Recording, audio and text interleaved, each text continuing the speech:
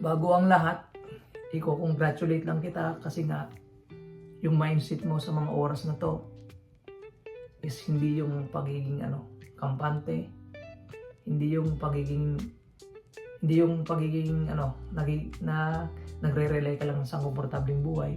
Nandito ka sa video na to kasi nga may pangarap ka, may goal ka na mapunta ng Canada.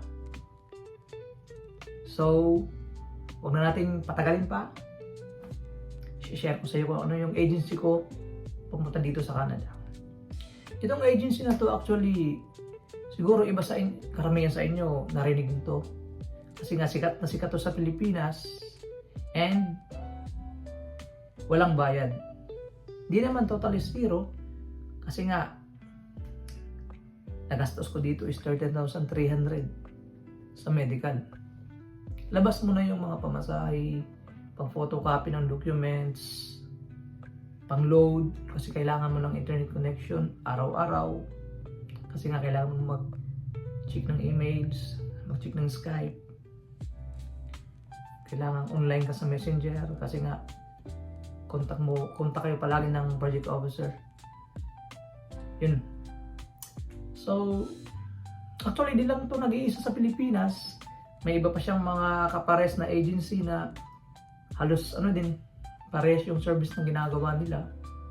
Pero itong agency ko, masasabi ko talaga na sobrang the best based on my experience. So, di ko na patatagalin pa. Ang pangalan ng agency ko ay iPAMS. I'm sure narinig nyo na yung agency na yan. So, paano nga ba ako napunta ng iPAMS? Through online. Kasi nga, siyempre sa panahon ngayon, Facebook, pinakamadali talagang ma-access yung information ng mga ganitong field is through social media. So, nangyari nun is nagkataon lang din siguro na may pagka-follow ko sa page ng iPAMS, may posting sila ng ganitong job. Sakto pasok dun sa pasok yung skill ko. So sinubukan ko mag-apply. Ayun nga, di man pinalad sa unang application, na i-line up naman ako sa pangalawang employer. So awa ng Diyos, yun. Nakapasok tayo. Then, yun na. Tuloy-tuloy na.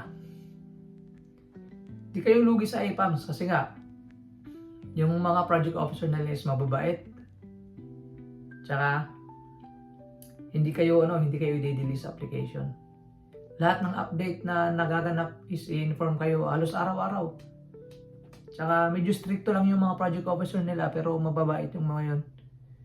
Nag-i-stricto sila kasi para din yun sa kabutihan ng ng magiging process all the way mula sa umpisa patungo dun sa departure ninyo. Mababait yung mga employees ng iPAMS kaya hindi ko talaga masasabi na nalugi ako. Kasi sobrang thankful talaga ako sa iPAMS.